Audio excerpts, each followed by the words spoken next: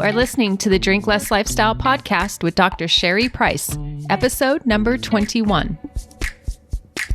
Welcome to Drink Less Lifestyle, a podcast for successful women who want to change their relationship with alcohol. If you want to drink less, feel healthier, and start loving life again, you're in the right place. Please remember that the information in this podcast does not constitute medical advice. Now, here's your host, Dr. Sherry Price. Well, hello, my friends. How are you today? I am doing awesome, and I have to say I am super excited about today's topic. It's one that I feel that has given me an enormous amount of push and motivation in my life, and I hope it'll do the same for you. And it's done that in many areas, not just drinking, but of course, I'm going to apply it to overcoming an overdrinking habit. So the topic is developing your sense of agency. And first off, let's talk about what agency is and what it is not. So agency is taking full ownership and responsibility of your life. It's being your own best advocate. It's knowing that you are in control of you and all of you. So it's knowing that you are in control of how you think, how you feel, what you do, and the results you are getting in your life. And this is why I think it's so critical for us humans to learn how to develop this agency in our life so that we can lead better lives. Many times when I'm working with my clients, I'll hear them talk about how their boss is asking more of them or providing less pay during these COVID times, or that their coworkers shouldn't have said something because it hurt their feelings, or someone else in their life shouldn't be mad or upset with them about their drinking. And I just want to point out that talking about the problem in this way will totally work against developing agency in your life. And why that is because you're pointing to things outside of you that you cannot control. So let's talk about what agency isn't. Agency is not about controlling others. Agency is not about trying to control the people and the things around you, because honestly, you have no control over that. Now, I wish we did, but the truth of the matter is we really do not. Agency is not about leaving things to chance or to fate or to the universe to decide. It's not about praying harder, praying more, or expecting someone or something to help you out or rescue you. Now, it's not to say maybe you don't do those things. It's just that we don't rely on that as the only source of help for ourselves. Now, you know I'm a woman of faith, and I know that I have God's power on my side, but that doesn't mean I don't go to work and do the things on my side that need to be done. I still have to do the work on my end. I still have to do the heavy lifting on my side, which means I just need to show up and take action. I need to do my part. So having agency in your life means that you are someone who has a high internal locus of control. And you know that you believe in yourself, and you know that how you show up and that taking action truly does matter. Now, if you're someone who has a low internal locus of control, or what I would say low agency or no agency, you'll wait for your circumstances to change. And how that looks is like you may wait till COVID is over to clean up your drinking, or you may wait till COVID is over till you find a new job or find a companion or a mate. It's waiting for the circumstances around us to change in order for us to take action.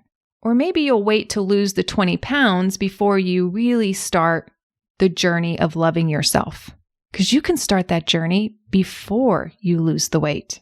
Or some people wait until there's warmer weather to focus on their weight loss goals, or wait till we get out of this, or wait through this season and period in our life in order to really focus on stop over drinking. Or it's like when you wait for your drinking to get worse until you really decide that it needs to get some attention and worked on and get under control. It's like when people wait to hit bottom before they actually take action. And I think so many of us do this, right? Myself included. It's like we wait for better conditions, or when the time is right, or when I can afford it, or when I feel more motivated. But that's just really delaying taking action and not really improving our sense of agency. And when you have this low internal locus of control, it feels like you're in this holding pattern and you're just waiting on things outside of you to change. And it's funny because whatever the brain focuses on, it will find. So you'll find reasons to support waiting and not take control and not develop your sense of agency. Now, you may think that there's no real harm to doing this, but what I want to offer you to think about is why you would delay living the life that you want to be living now. Why wait? I mean, we can even say that the money is a big whopping excuse as well.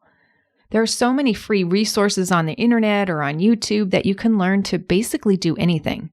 I have a YouTube channel that has tremendous amount of free resources and master classes in order to teach you how to get a drink less lifestyle.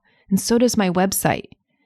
So if you listen into what I'm really saying here, it is no longer knowledge that's a barrier to accomplishing your goal, at least not for most goals, and certainly not the goal of drinking less or not at all. There's plenty of free resources out there.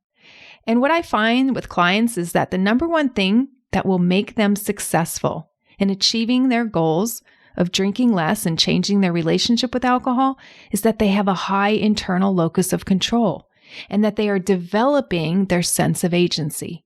I remember I had one client one time who would come to our coaching calls and tell me all the reasons her drinking would just happen. I just wanted it. I'm so stressed from work because we're rolling out a new program and I had to be on these calls for 8-hour training sessions. Or my date just canceled on me this weekend and that stresses me out. Or I can't walk today because of the air quality from the fires. Or I can't find a hobby because everything is closed down during COVID. And listen, my friends, the world isn't shut down. The economy's still going. There are opportunities out there. They just look a little bit different these days. We still have electricity, running water, banks and stores are still open. It's not doomsday, but yet so many of us have retreated inward and stopped pursuing our hobbies, our interests, our likes, and our passions in life. I mean, the world still exists, and there are plenty of ways businesses have adapted because of COVID. I mean, things look differently, but you can still do many of the same things. I mean, I had a personal trainer who was over $800 a month at my gym, but now she's doing personal fitness training sessions over the internet, and her cost is $200 a month. That's a huge savings for me. And I'm getting to save on the gym membership that I'm no longer using. And see, so I was willing to pivot and change and adapt to the environment. It's not like I'm waiting around for things to change in order to take the actions in my life and be the woman that I want to be today. And especially not giving up on your health, certainly not during these times. Anything that's going to improve your immunity, anything that's going to keep you healthy, I think is so worth it now to invest in. Now, I'm also on the side an ambassador for Plexus, which is a health and supplement wellness company, and I doubled down on my supplements and I made sure I was taking care of my health during this time. This is super important to staying healthy for me. And I want to better support my microbiome more and more as this information comes out that it's critical to our health, because our enteric nervous system is our second brain and is responsible for over 90% of our serotonin that's produced in our body and greater than 70% of our immune system. And health is a priority for me. It always has been, and now even to a greater degree. So those of us with a high internal locus of control like myself, we won't just absorb the information. We will understand the information and then take action. We will implement it. We will do something about it. We will ask questions. We'll do some research. We'll ask others for help. We'll learn if this something that we're learning about could be beneficial and improve our anxiety or our stress levels in our life or help with energy. And if we decide that maybe yes, it can, then we're willing to try it. And if not, then we make the decision, nope, it's not for me. And here's the thing, if I try things and it doesn't work out, I'm not angry or bitter or resentful because I had no idea going in if it was going to work for me. But I wanted to invest and learn and know what does work for my body, what doesn't work for my body. And I want to keep trying new things and figure out what works best for me. And that's quite honestly how we learn, grow, evolve, and truly get and feel better. And you'll hear me come back to that concept here in a minute. So here's what I find so interesting, and it's that many of us know what to do, but we just aren't doing it. Why is that? And I think one of the main reasons is your sense of agency and, of course, your sense of urgency. So we're focusing on agency in this podcast. And where are you taking ownership of your life very seriously? I mean, some of us really take ownership in our finances. Some of us do not. And if you're not taking ownership in that part of your life or in an area that you think is important to you, why not?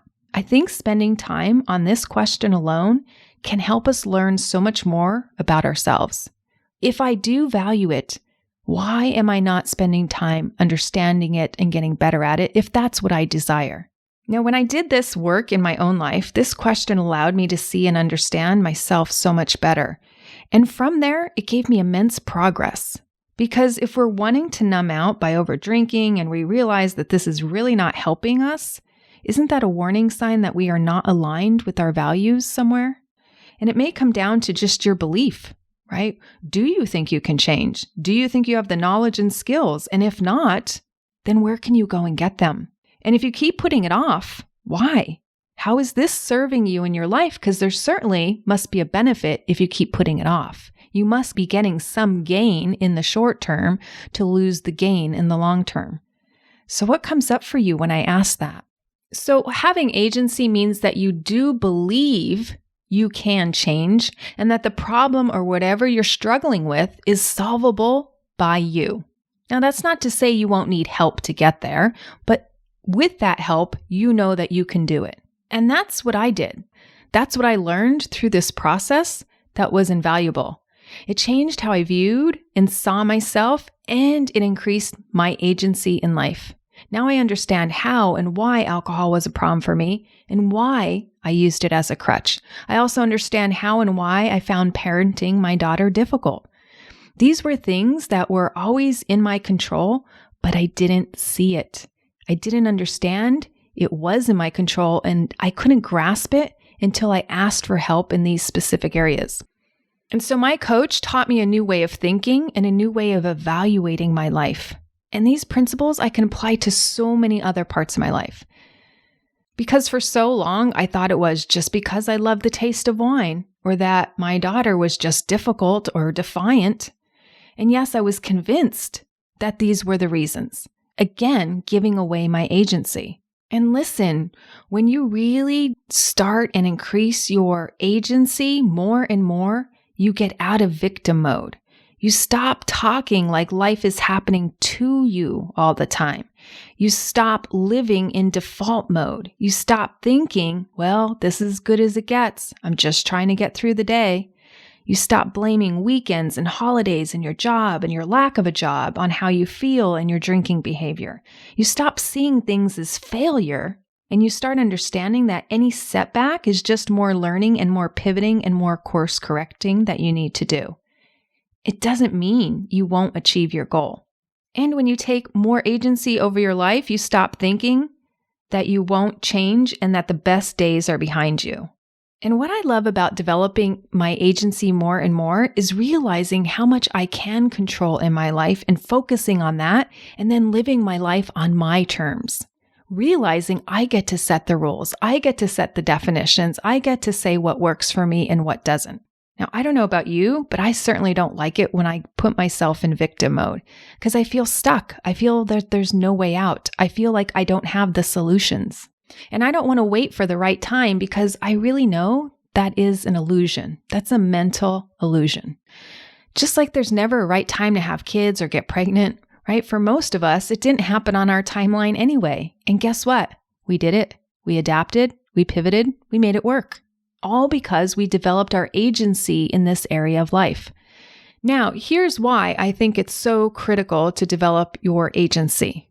Because you grow, because you have a higher likelihood of succeeding, because you learn and you develop grit, because you find new talents and develop new skills than when you don't try, because you learn what works and what doesn't, because you learn about you and connect with yourself more. And bonus, because research shows you're happier and healthier when you develop agency. Because I'll tell you what, the alternative doesn't feel good. Who wants to set goals and not achieve them and then blame everyone around them or things around them or circumstances around them because we weren't able to achieve them? That's on us, my friends. And I think that's wonderful to know because only we can control us. So developing agency is about living a life that we truly want to live. And to me, that's freedom. And here's what I find a lot of women get wrong about freedom. They think that it's free and meaning that there's a lack of responsibility and that's why they get to drink and unwind because they don't feel responsible. When quite the opposite is true. We are still responsible if we're inebriated or not. And we want that responsibility because that means we are in power of making choices and controlling the destiny of our life. And that feels like freedom. That feels like you have a choice. That feels like your decisions and your choices matter. You know what doesn't feel like freedom? When you feel like you're running on autopilot and you're not even conscious or aware of why you keep drinking.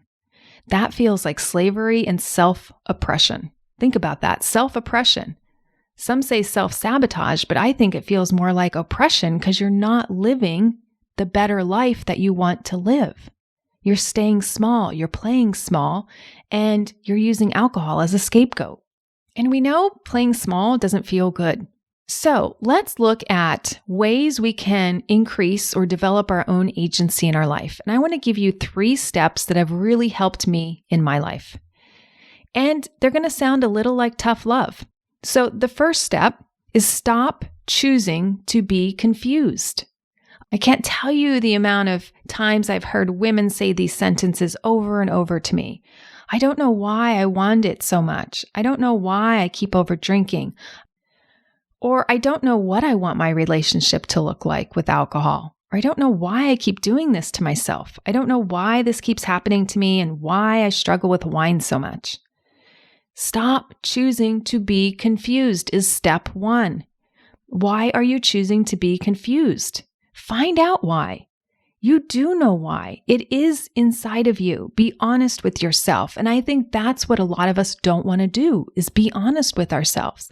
But if you're not honest with yourself, you stay stuck. You can't get traction because you're choosing to be confused. I'll tell you what, you want the answer to why you're drinking? The easiest way? Stop drinking. What happens when you stop drinking? Well, your brain will tell you exactly why you want the drink. Right? Because if you're withholding it, your brain's going to scream like a toddler saying, I want my drink. And if you say, why do you want your drink? Boom. Now's the start of your journey of finding out why you want alcohol so much. So be aware, stay present, get out of this habit trance, stop the autopilot, right? That's when we are just subconsciously going through our lives, not staying aware, not staying present with why we're choosing and making these decisions along the way. So it's like you have to wake up your feelings and your emotions and your brain and say, hey, what's going on inside here? I want to know. I really want to know. I want to end the confusion. Get honest. Remember, don't run from it. Running from it means you want to numb it or escape it, and that will just perpetuate the habit even more. So choose what you want and go after it. Stop choosing to be confused. All right, step number 2. You ready? Some more tough love. We got to drop the drama and the stories of the past.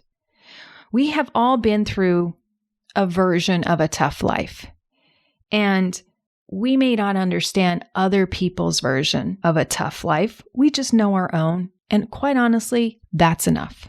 It doesn't matter how bad it was, and we don't need to compare our tough life with somebody else's tough life because it really doesn't matter. So I'm sympathetic and empathetic by saying we all go through difficult times. We're not here to rate our level of difficulty, right? We need to learn how to evolve, move on, and move past it so it doesn't stay with us and we harbor resentment and bitterness and anger over it, because that doesn't serve our present nor our future. Every single one of us have been let down by ourselves, by others. We've all had circumstances we wish we didn't have to deal with, but we did, and we survived, and we made it to the other side, quite swimmingly well for a lot of us. So don't think your past drama makes you special unicorn, right? And I'm not trying to minimize it. I'm just trying to mention that we all go through difficult times. And when we choose to let that define us, that means we're bringing our past into our present. And we're not healing from it. We're not slowly forgiving ourselves or forgiving the circumstance or what had happened in the past. And that means you keep carrying forward the pain, the fear, the sorrow, the anger, the resentment, the bitterness, and you bring it with you to your present. And then you wonder why you want to escape. So many of us who had an overdrinking issue, right? We know it's because our brain had assigned importance to having a drink. It's no longer neutral for your brain, right? If it's feeling like it's controlling you. And I work with clients all the time to make alcohol this neutral thing so it has little or no pull over you, so you can just take it or leave it. And if you can't take it or leave it, it's because you developed over desire for it. And that's what I talked about in episode 2 of my podcast. That's it. It's not because you're a bad person. It's not because of your genetic makeup. It's not because of your parents and what they thought about alcohol and how they influenced you and what you did when you were 12 or 21 or 24, right? No, it's just that your brain has been trained to want it. That's it. And to break this, we have to be willing to feel the feelings and process them and not numb them. And guess what? Drop all the drama. You don't drink because of the taste. I promise you that. That's not what's keeping you over drinking. Because by the third or the fourth or the sixth drink, you don't even notice the taste. You may notice the sensation that it's cold, but you really don't notice the taste. Let's be honest. Or you know what you notice? The buzz. That sensation is what you become accustomed to. That's what you want. Sometimes that's why you drink, for that euphoria, that little bit of high, that little bit of good feeling. But it's certainly not for the taste. There are plenty of other liquids out there that we can like, and we like the taste. So when we talk about step 2, it is really about dropping all the drama. And for a lot of people, that means the drama of the past. You associated wine or alcohol or beer with good times, connecting with others, right? But you can retrain your brain that it doesn't have to mean that, and it doesn't have to signify that at this stage in your life. And guess what? You can still bond, connect with people, and I guarantee you, you will connect on a whole new level that's more meaningful, more delightful, more fun, and you'll experience more joy with no consequences. So that is step 2, my friends. Now let's move on to step 3. To increase and develop agency in your life, you need to be willing to learn new things, especially to be curious with yourself and learn new things about yourself. Or maybe you knew they were there, but you're now just rediscovering them. Allow your mind to stretch and see things in a new way. And I love this quote by Oliver Wendell Holmes Jr. that says, "A mind that is stretched by a new experience can never go back to its old dimensions." Because when your mind can see that with less alcohol or no alcohol, you can still have fun, you still have meaningful conversations, and even more so, and probably more fun, that is going to stretch your brain. And then you're going to have different thoughts around alcohol. When you have different thoughts around alcohol, you get different feelings. Therefore, your desire will go down. Remember, this is back to the think, feel, act cycle. And then our action will be, we won't want to drink as much because now we have a different relationship with alcohol in our mind. But here's where a lot of people get hung up because they don't believe they can achieve this. But be willing to believe in yourself 100%. So many of us are afraid to do this. We just assume that we're going to fail. And so it doesn't even allow us to begin or to try something new. So when we try a few times, maybe once, twice, 3, 4, 5, 10 times, and then we don't get the result, we stop trying. We stop trying new modalities, new strategies, new tactics to get what we want. We just assume we're stuck. This is the way it's going to be, and I'm going to have an overdrinking habit forever. But the truth is that we can do it. It just takes maybe some more time or tweaking of the plan or the tactic or the strategy that you're trying.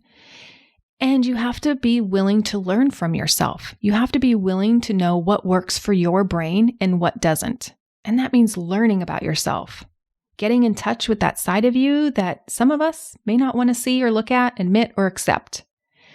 But when you refuse to look within, right, then you're always going to feel out of alignment because you're going to be doing things that aren't in alignment with what you want to be doing. So you really want to investigate those thoughts and those feelings and those ideas so that you can know yourself better. And ignoring them doesn't make them go away. Exploring them does. I was coaching a client the other day and I helped her see that she has a certain pattern in her life. And it happens with alcohol, but it doesn't just happen with alcohol. There's a pattern, it's a habit, it's the way her brain has adopted this belief system and has totally wired it in. And I described it as when she stumbles, she crumbles. So for her, one small misstep in her drinking or her eating allows her to completely derail herself. For days, for weeks, she just says, I fall off into the slippery slope, into this abyss, and I just can't get back up.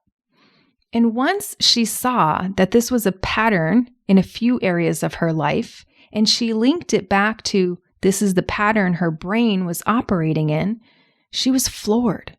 She hadn't seen this before. And she says she feels like she's wasted so much time because she didn't understand that she would take one stumble, and that was a reason that she caved and just crumbled. So I said to her, what if a stumble was just a stumble? What if it's like a small speed bump we have to go over in our car on the road? What if it's just a necessary part of getting from point A to point B? What if it's actually part of the journey? What if you use that stumble as something to learn from rather than a reason to throw in the towel? Now, we all have patterns or ways that we've adopted to do things. Our brains do this because it makes it efficient. If we had to think all the time, it would be quite tiring. So when there's a pattern, right, it requires less energy and less mental power. And that energy can be used for solving other problems or doing other things. So we have to be willing to learn new things and be curious about our behaviors and our patterns. And I was using this example as I was coaching a different woman another day. I was talking about how I got a 60 on my first biology exam in pharmacy school. And I've never received that low of a grade in my life.